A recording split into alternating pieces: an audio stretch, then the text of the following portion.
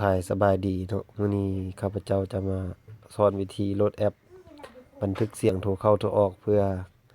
อันน่ะเป็นหลักฐานหรือว่าข้อมูลอันหนึ่งที่ว่าถ้าเราต้องการเซฟซื้อหรือว่าต้องการฟังคืนเพื่อความเราบ่จื้อจำหมดว่าซั่นซะอยากฟังทางการเราโทรลมเพื่อนลมแฟนลมผู้อื่นเนาะลมการนำลมหมู่ลมคู่ลมคนที่รักแพงเนาะ แล้วก่อนอื่นหมดก็เข้า Play Store นี่ Play Store แล้วก็มาพิมพ์ CUBE นี่เนาะอันนี้ข้าพเจ้าพิมพ์ก่อนแล้วเข้านี่ตัวทะบิดนี่แหละเข้าแล้วก็อันนี้โหลดไว้แล้วอยู่ตัวที่4เนาะเลื่อนลงมาติดตั้งแล้วเห็นบ่นี่นะเข้าตัวนี้เข้าตัวนี้เราจะมากดเปิดเลยเพราะว่าเฮาโหลดแล้วกดเปิดแล้วก็มาเปิดใหม่นี่เบิ่งขวานี่สีแดงๆนี่เนาะหลังจากนั้นเฮาก็มา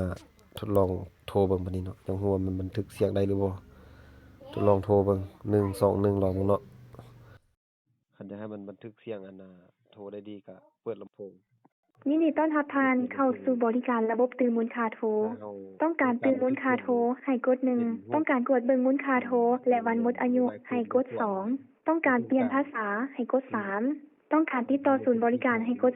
4บ่ต้องการบันทึกเราก็กดมันออกสีแดงวันนี้นี่เนาะอยู่เบิ่งขวานี่ก็คลิปสำหรับคลิปนี้ขอจบเพียงเท่านี้เนาะ